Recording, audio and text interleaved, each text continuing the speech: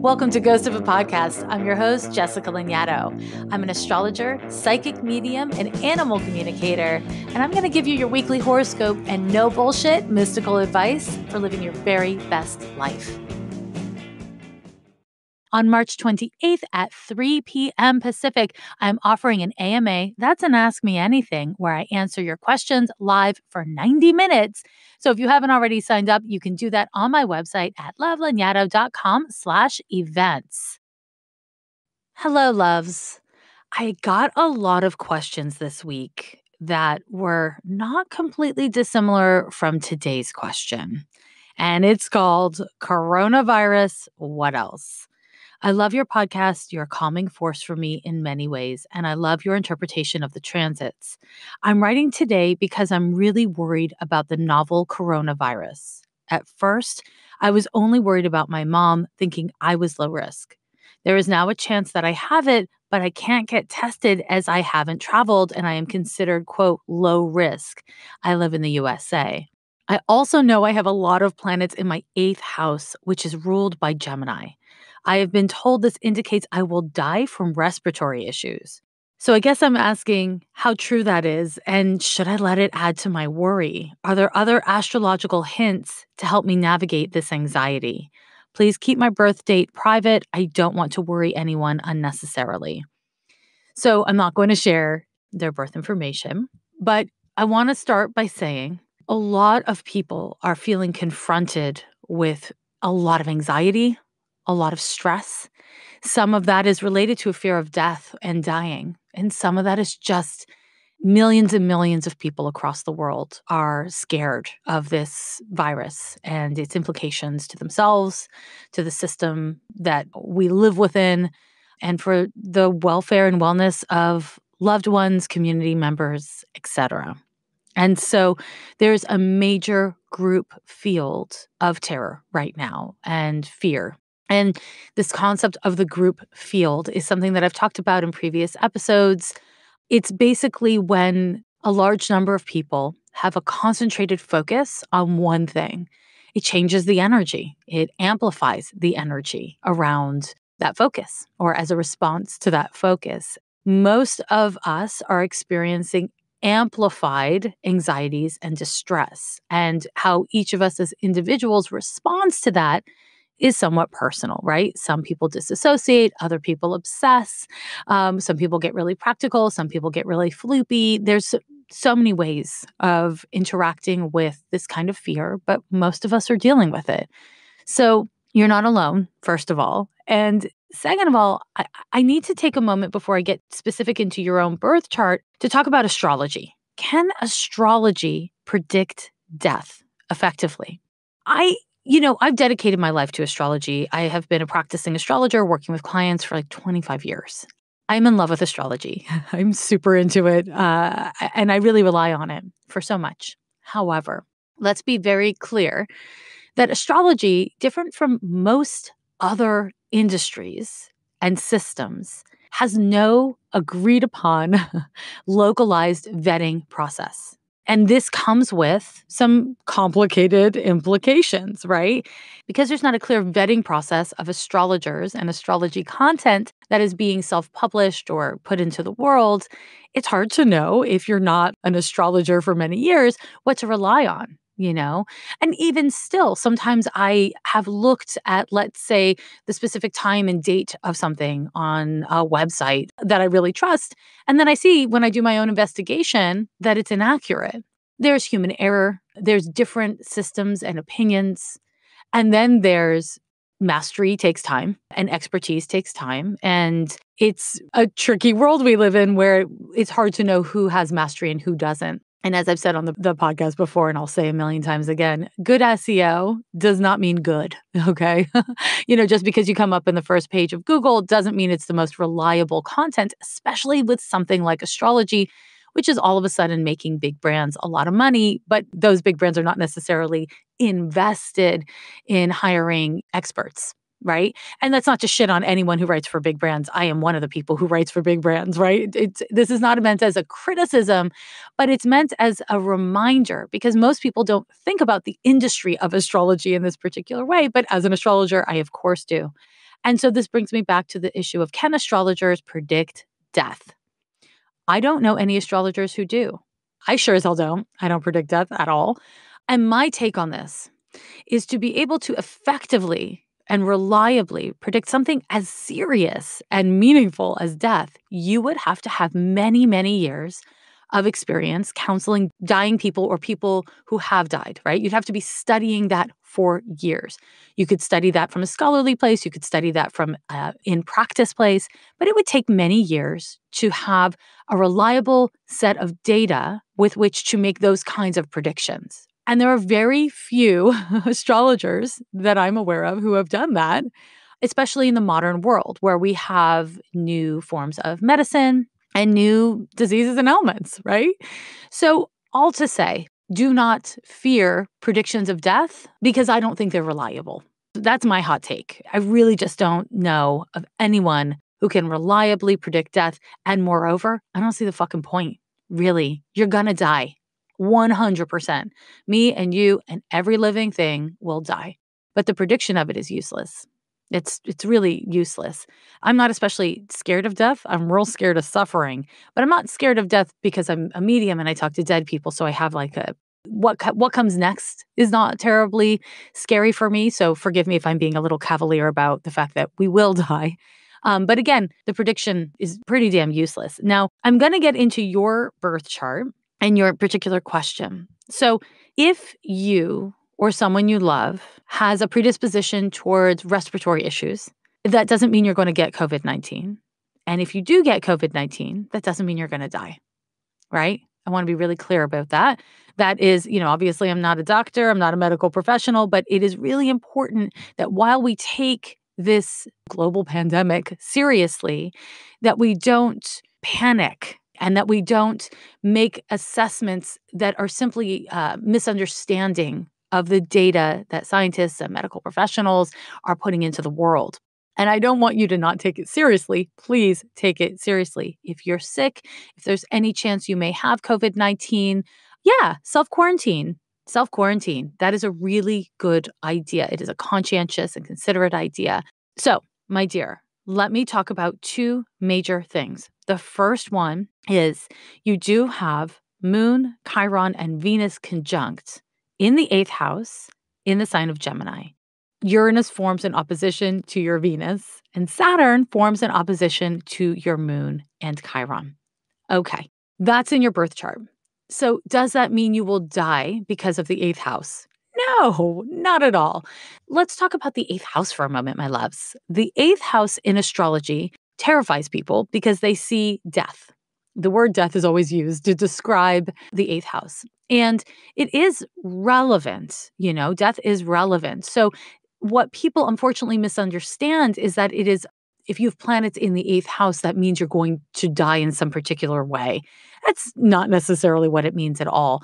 There is the physical death of the human body.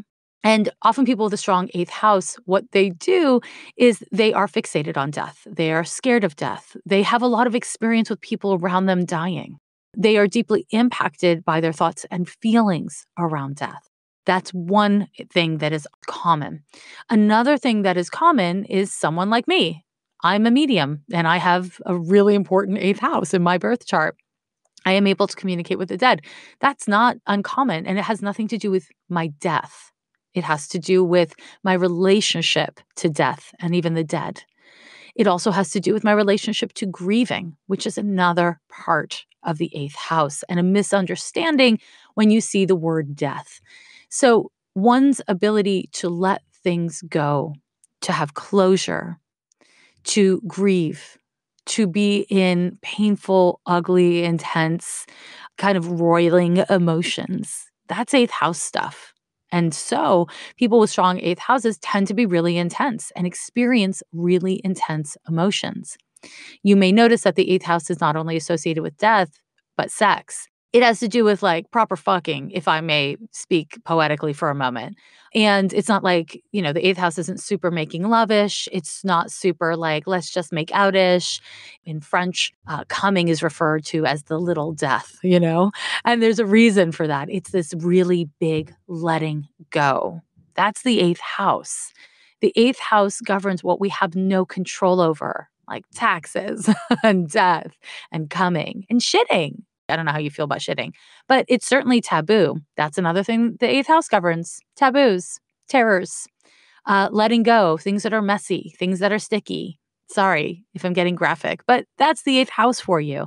It's not you're going to die in the element of your eighth house. So in your birth chart, you have the element of air represented by Gemini. And so that's why somebody said to you, oh, you shall die from a respiratory issue. I just see no evidence to support that. And again, maybe a different astrologer would see it a different way, but I really don't. That said, you also have North Node in the sixth house. You also have Mercury in the sixth house. So having Mercury in the sixth house and a bunch of planets in Gemini in the eighth house does reiterate the message that you tend to get respiratory issues when you get stuff, that your lungs or your respiratory system in general may be a part of your body that is a little more vulnerable. Now, that doesn't mean you will die from COVID-19. It doesn't mean that it has anything to do with your death. It may mean simply that you need to prioritize the wellness of your lungs. So let's get woo for a moment. The lungs are the heart chakra in the chakra body system, right?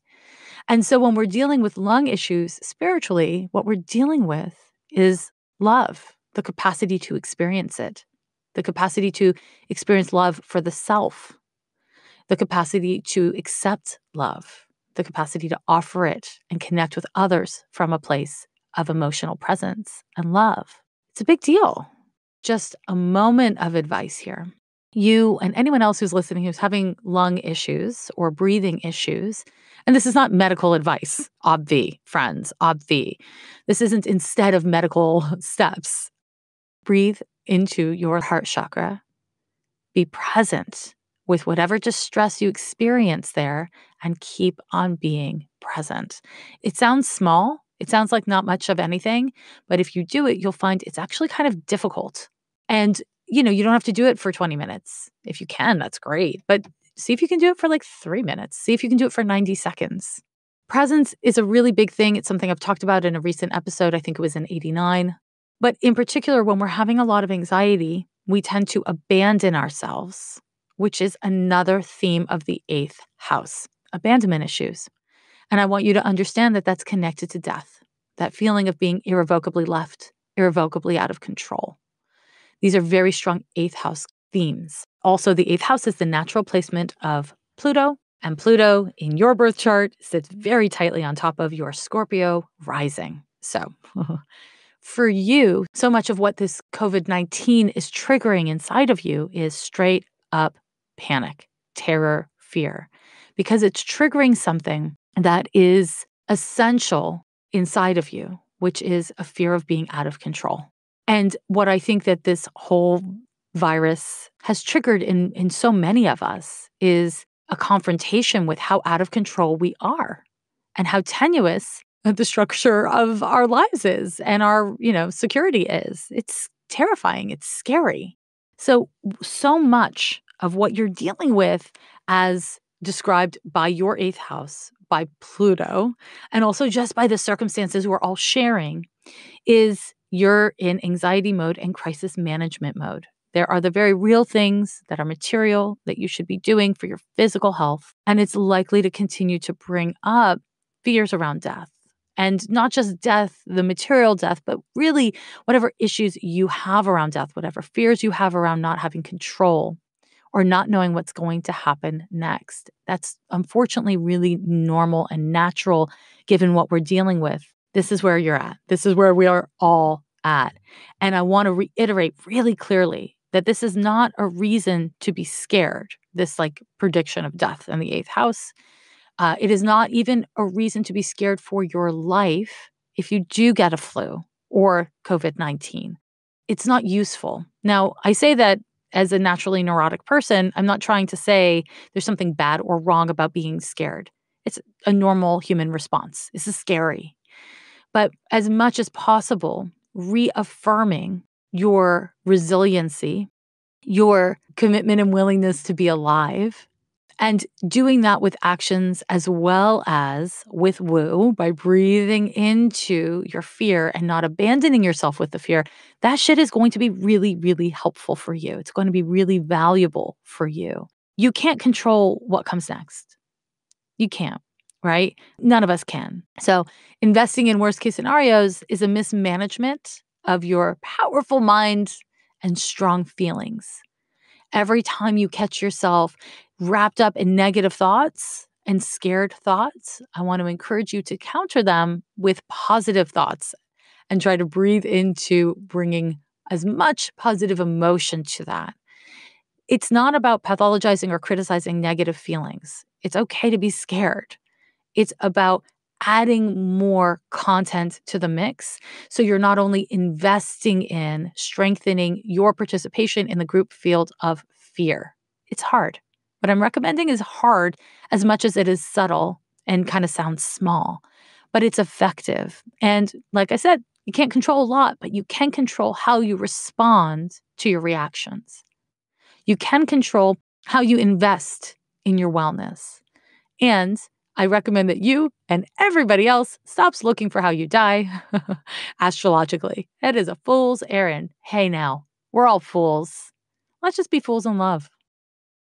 You know that I'm totally obsessed with mental health, and that is why I'm really excited to talk to you about BetterHelp. If there's something that's interfering with your happiness or preventing you from moving forward, BetterHelp Online Counseling is there for you. You can connect with a professional counselor in a safe and private online environment. Schedule it based on your own time and your own pace. And you can meet by video chat, phone sessions. You can also chat or text with your therapist. You can talk to a licensed professional who specializes in all the things I love to talk about on the podcast: anger, depression, stress, anxiety, relationships, LGBT matters, grief, self-esteem. Everything you share is confidential. And if you're not happy with your therapist for any reason, you can always get a new one for no extra charge. It's really affordable. Ghost of a Podcast listeners get 10% off of your first month with discount code GHOST. Get started today by going to betterhelp.com/ghost. That's betterhelp.com/ghost. Simply fill out the questionnaire to help them assess your needs and get you matched with a counselor you'll love. Are you having trouble sleeping, focusing, or relaxing? If the answer is yes, then TM Soft's White Noise Sleep Sounds podcast has got you covered. This hour-long podcast is made to help you get rid of distractions, reduce stress, relax, and get better sleep. You can listen to the sounds of nature, white noise, relaxing music, and so much more. You can check out the TM Soft's White Noise Sleep Sounds podcast on Spotify or wherever you listen to your favorite podcast. On Spotify, you can listen to all your favorite artists and podcasts in one place for free. You don't even need a premium account. Spotify has a huge catalog of podcasts on every topic, including astrology. On Spotify, you can follow your favorite podcast so that you never miss an episode, and premium users can download episodes to listen to offline from wherever you are. You can easily share what you're listening to with your friends on Instagram. Just go ahead and download the Spotify app, search for Ghost of a Podcast on Spotify, or browse podcasts in the Your Library tab. Also, make sure to follow me so that you never miss an episode. The Wet'suwet'en Nation in northern British Columbia, Canada, need our help. We have a situation very similar to Standing Rock. The 5 highest-ranked hereditary chiefs who represent the nation are unanimously against the construction of a natural gas pipeline through their territory.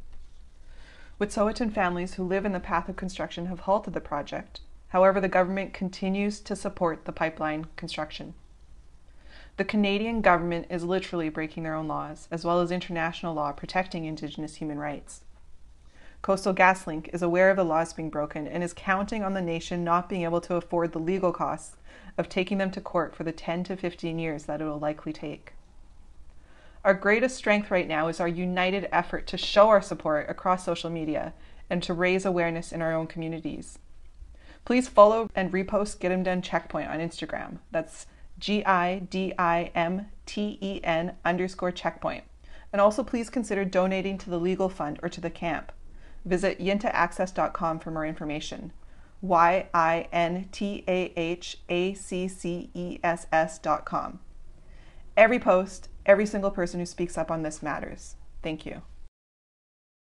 I mean, of course, there's so much to talk about this week. You know what I mean? Of course there is. We are looking at the week of March 15th through the 21st of 2020 in the stars.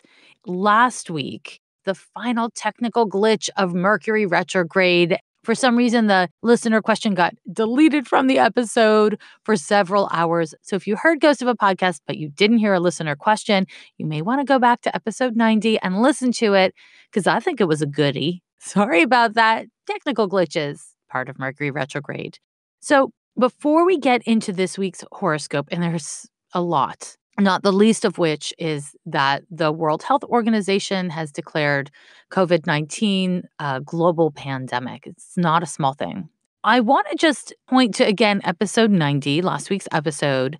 I spoke about, towards the end of that episode, turning your hand washing and preparation into a spiritual ritual time.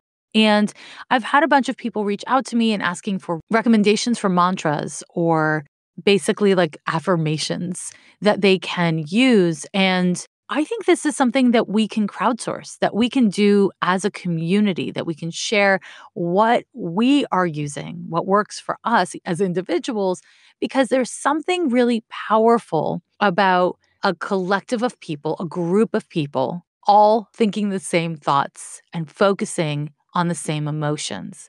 It works positively, it works negatively. So let's put some positive and amplify it into the world. The prevailing wisdom is, wash your hands for 20 seconds or as long as it takes to sing the happy birthday song twice.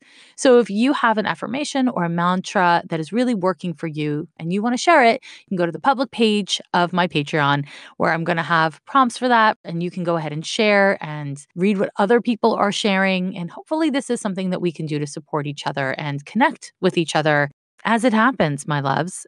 I also have there a resource for self-quarantine house supplies. I have put a little audio message. It's not quite a Ghost of a Podcast episode, a little audio message and a long ass list to jumpstart your own thinking and your own preparation and be a place where you can have conversation with other community members if that is appealing to you. Okay. On the 16th, Mercury moves back into Pisces. So Mercury was in Pisces at the start of the Mercury retrograde. It retrograded back into Aquarius, and now there it goes again into Pisces. Now, Mercury is your thinking, your attitudes, your cognition.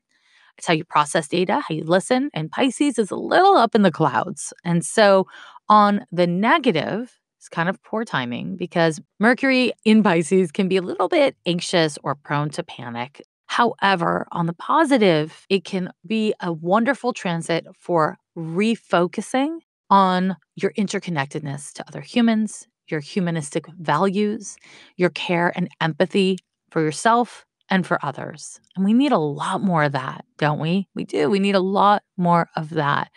This isn't a time to be looking at what other people have and being like, you have something I don't have, you are taking from me. Because all that's going to do is reinforce scarcity mindedness and doesn't generate flow. So comparison, the thief of joy, don't do it. Instead, focus on what you have access to, where you can access help or support if you need it. If you're creative at all, this is a great time for writing, for listening to music, for engaging with visual and audio arts. So go for it. On the 19th, later in the day, the sun enters into Aries. It's Aries season. That's kind of well-timed.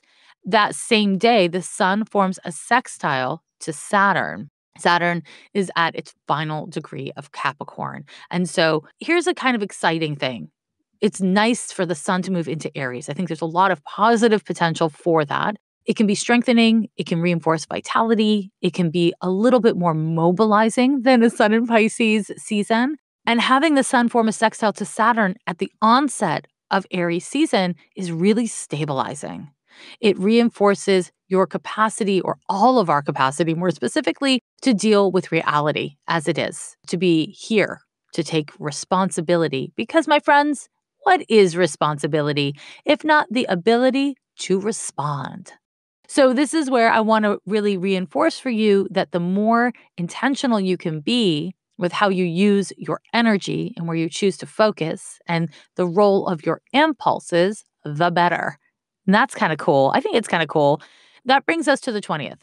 And the 20th is a no joke, my friends. So this is where we get to the part of your horoscope that's a little bit more serious, because on the 21st, Saturn enters into Aquarius. Saturn will be in the sign of Aquarius March 21st until July 1st of 2020, and then it will go back into Capricorn, and then it'll come back at the very end of 2020 into Aquarius, where it will stay for a couple of years. So that's a big deal. But the day before, on the 20th, we have an exact Mars conjunction to Jupiter. Mars conjunction to Jupiter can go in a couple of ways, right? On a personal level, it can energize you. It can make you feel like, okay, I can finally get something done that I haven't been able to figure out. It can give you a burst of energy that you need to move through something on a mental level or an emotional or spiritual level, as well as in the material world. It's very energizing. On a personal level, this particular transit can coincide with vitality, virility, feeling better. That's great. We love all of those things. If you're in the market of getting down, yeah, Mars sitting on top of Jupiter, that can turn out pretty good for you. That's wonderful, right? Mars conjunction to Jupiter, the negative on the personal is it can make you really impulsive. It can make you come across or actually be very arrogant. Like your perspective is the only perspective and everyone should bend to your perspective. Or it may confront you with somebody who is acting that same way.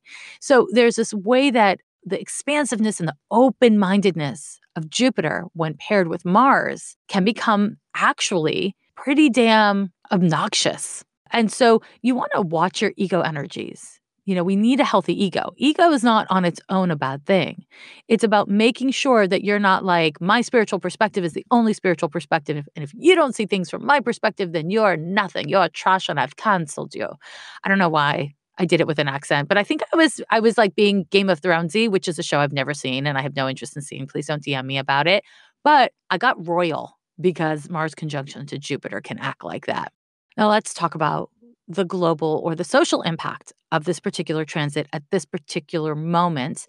I am in the United States and I am looking at what doctors and scientists have been concerned about, that we are a week behind Italy in terms of the impact of COVID-19. And Mars conjunction to Jupiter can have to do with widespread, fast-moving spread.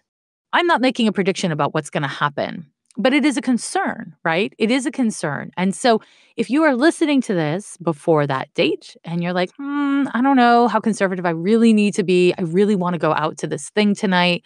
I really want to do something that is like kind of on the fence or against this social distancing wisdom that is everywhere. This is not the time to take risks with your health. And this is not the time to take risks with the health of others. Point final, my friends. It's just not. And if you're, walking around town feeling like, well, you know what? I know that I'm not at serious jeopardy. 80% of people who get this COVID-19 are fine. Consider that we are all interconnected with each other. This is a time where we really need to be thinking less capitalistically and more thinking about how to support each other, how those who have money or resources to share actually just choose to do that, even if you don't have to. Let's take care of each other, right? And so when I come back to this transition that we're in, the Mars-Jupiter conjunction on the 20th is really about restlessness and impulsiveness and rash decisions. It can inflame conflicts. It can inflame things in general.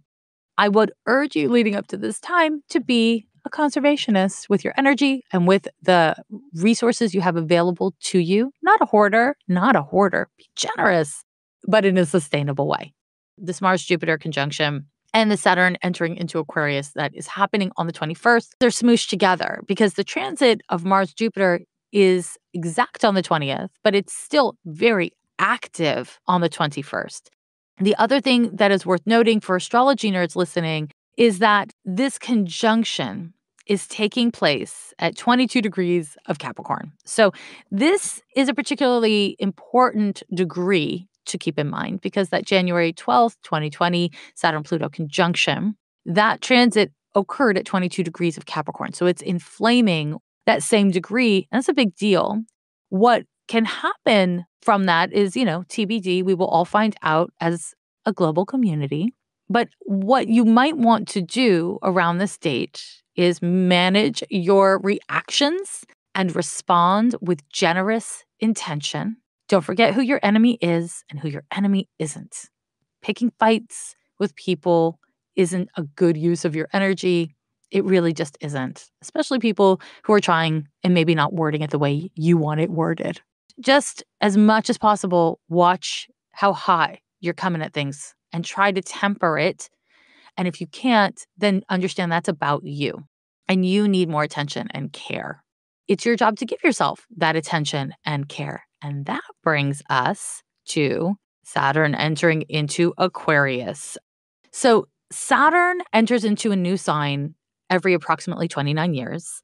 The last time that Saturn was in the sign of Aquarius was on February 6, 1991 through January 28th, 1994. And before that, it was 62 through 64. These are important eras. They're important eras. If you are interested in the themes of Saturn and Aquarius, simply look at world events and news from those eras. You might want to do a little bit of research. And that's one of the cool applications of astrology is you can look at current transits and then track when the last time those transits happened and to see themes and patterns. So there's really important themes and patterns in both of these date buckets that I'm giving you of the last times that Saturn was in Aquarius. I took a really deep dive into this topic on the Astrology University podcast with Tony Howard. Now, Tony Howard is a human peach. He's a wonderful astrologer and dear friend. And he is going to facilitate my Ask Me Anything on March 28th. And that's always really fun. So definitely check out that podcast and you'll learn a lot more about what this Saturn and Aquarius period is about and even about the Saturn-Pluto conjunction. We go into it much more in depth and he wrote a really great article about it that's on his website. So just look up Astrology University if you're interested. So this concept of social distancing that's all over the news, that is the recommendation of health professionals everywhere. Don't shake hands. Physically distance yourself. Leave the house as little as possible. That is so Saturn in Aquarius. Saturn is maturity. It is responsibility. It is the community in kind of like a hierarchical, like society way, whereas Aquarius is community in groups of friends way, right? Like organizations and groups way. Aquarius is a really interesting energy. And, in some systems, Aquarius is a sign ruled by Saturn. In other systems, Aquarius is a sign ruled by Uranus. Personally, I work with astrology in a way that Aquarius is ruled by the planet Uranus and not Saturn. However, there's absolutely value in understanding that Aquarius and Capricorn, kind of like the conservative and the radical, are both really influenced by Saturn because they're associated with society. Right? And they're associated with feeling your aloneness, but in very different ways. They're very different ways. And so this thing of social distancing is very fucking Saturn in Aquarius. And what I want to really encourage you to do is to make sure that when you conceive of social distancing, when you think about how to protect yourself in the world, that you do not let it be informed by a lack of humanity. This is not an excuse to indulge your xenophobic or racist feelings and thoughts or behaviors. It is not. When we are scared, and fear is Saturn-based. When we are scared for our safety and our survival and our security and all these things, we tend to indulge our least generous attitudes and our most base fears. And this is a really important lesson of Saturn-Pluto, which is being reiterated here this week, but also of Saturn in general. When you compromise your humanity in efforts to protect yourself, you have lost the damn thread. This is hard. It's hard for everyone. I don't care how wonderful you are or now, how mired in the work you have been before all this happened. This is a hard thing to do. We all live in a society that is inherently racist, that is inherently ableist and misogynist and homophobic and classist and all kinds of things. So we all have these ingrained attitudes and feelings that we don't even realize are there until they get triggered. So don't be ashamed of your learning curve, but don't pretend you don't have one either. Do your best. When you find yourself being an asshole, when you find yourself having fucked up thoughts or feelings or reactions, don't recoil and pretend they're not happening. Don't ignore them. Instead, take this as an opportunity to step into what Saturn in Aquarius can offer us: greater commitment to social justice and the humanity in all of us. That's a beautiful fucking thing, right? Martin Luther King's I Have a Dream speech happened during Saturn in Aquarius. The first www, that first web address of the World Wide Web, happened in 1991, I believe, when Saturn was most recently in Aquarius. There is a way we can become better humans, more connected, whether it's through technology or it's through coming together with a shared set of values and purpose that brings us closer together. These two things are very different, but they bring us closer together. That is the positive potential of Saturn in Aquarius. However, we are in a really specific moment with Saturn in Aquarius because Saturn is only in Aquarius for a couple months and then it'll go back to Capricorn. And this is a tenuous moment for Saturn to be in Aquarius. And it is really important that we organize ourselves as a diverse international community of humans. As Saturn enters into Aquarius, it forms an energetic conflict with Uranus and Taurus. And this is something that I've kind of been preparing you for through the podcast, or I've been trying to, all the way through. It's a test of our values. It is easy to have lovely humanistic values when you feel safe, when you feel secure. And it's a lot fucking harder to do when you're scared for your health, your wellness, your ability to eat, and according to many people around the world, wipe your ass with toilet paper. So no walls, no boundaries and borders will keep out this COVID-19. That's not how viruses work. Sorry, it's just not. Instead, what I want to encourage you to do is not think about how to wall yourself away from humans. It's how to be connected to humans in a way that is sustainable and healthy and wise. Capiche? And the beautiful thing is technology allows us to do that. It is a beautiful fucking thing. So I'm going to give you a list around how to cope with anxiety around the coronavirus. I think that it is really healthy and wise for as many of us as we can to spend as much time indoors as we can, which is some fucked up news for a lot of people who don't have safe living situations. It's fucked up news for a lot of people who don't have stable living situations. But here we are. We want to mitigate risk for self and community. So what do you do when you're stuck indoors? I've got a list for you. The first thing is strive to do something physical every day. If you don't have a lot of space, if you live in a tiny apartment or if you've got roommates or whatever, you can exercise from a chair. You can dance in your bedroom if you don't like working out. But using your body, stimulating your body is really important for your mental health. So as much as you can, move. This is a really valuable time for affirmations, for breath work, for prayer, whatever your vibe is, whatever your spiritual style is. But don't let fear turn you into a muggle. You know what I'm saying? Don't forget that you are a spiritual being and that we are interconnected, not just through the internet, but through our spiritual connectedness. Move beyond DMs. What that looks like is video chat, maybe getting on the phone, talking, actually talking.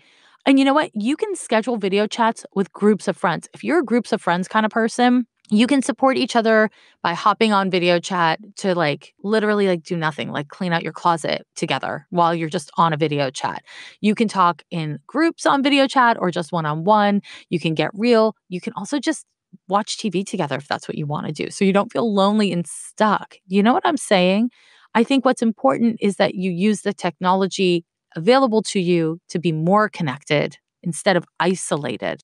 Another thing that you can do for your own self as a creative outlet, or also to be supportive to people in your life, is make mixtapes. Use YouTube or SoundCloud or whatever free platform that allows you to create and share media compilations, basically, and put together your favorite music right now, or your favorite comedy episodes on YouTube, or whatever inspirational content is helping you through. If you have resources, put them online, share them with people who have a platform and are willing to share this kind of stuff.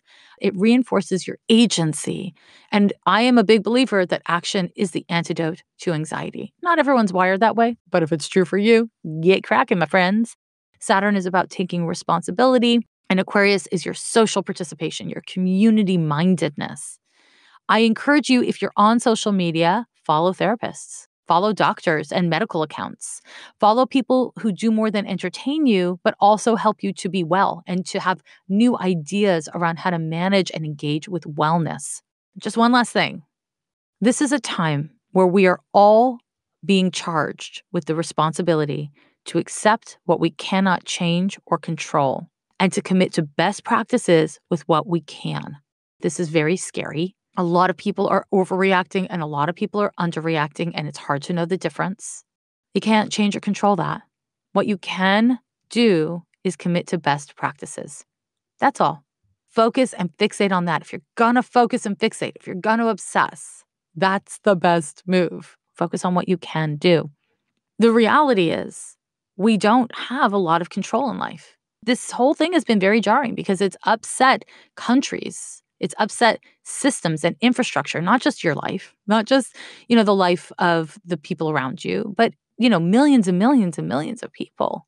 It's really reflecting to us the tenuous nature of reality and stability. And that's really interesting.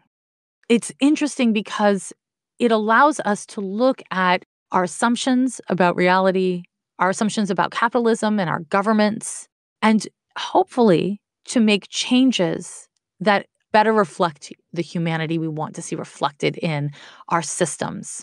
I want to quote somebody on Instagram, actually. It's at AbolishIceSF. They said, during disasters, colonial and imperialist states use chaos as momentum to go through with plans which would otherwise get widespread pushback. And this is a really important part of the astrology of this time. Again, if you're interested in this concept astrologically, listen to that podcast episode from Astrology University and read the article that Tony Howard wrote in accompaniment with the podcast episode. This is a period where we want to pay attention to what our governments are doing and are not doing, not to panic you, not to freak you out, but to mobilize you, to really be clocking what is and isn't working, what you can and cannot rely on, who you can and cannot rely on, so that we can advocate for the kind of change that we have now learned we need to make. It is a big fucking deal. Saturn in Aquarius is a really tricky time. This global pandemic is really scary, and it is a call to being a better community member. It is a call to using technology to better support each other. If you are in self-quarantine or self-isolation, you don't have to be alone. You don't have to be without news. You can connect with other people, and you can be spearheading social connections online, or you can find other people who are doing it, but do it. If you're feeling lonely, if you're feeling scared, if you're feeling stuck, reach out to others digitally. It's a great time for doing that, for crowdsourcing information, for sharing data, and for sharing inspiration and hope and connection. My loves, I hope you are taking very good care of yourself and the people around you. I know that this is scary. I'm really sorry that you're going through this. I'm sorry we're going through this. This is an opportunity to change, to make choices that are in alignment with your values instead of the scariest part of your situation, and an opportunity in pure Saturn and Aquarius fashion to embrace diversity, to embrace humanity, not just in your thinking, but in your actions. Do it today, do it tomorrow. Keep on engaging with it. Keep on refining your process, your thinking, your choices. Just keep it up. I'll see you online. Bye. Every year they say the end is near, but we're still here. Yeah, we're still here.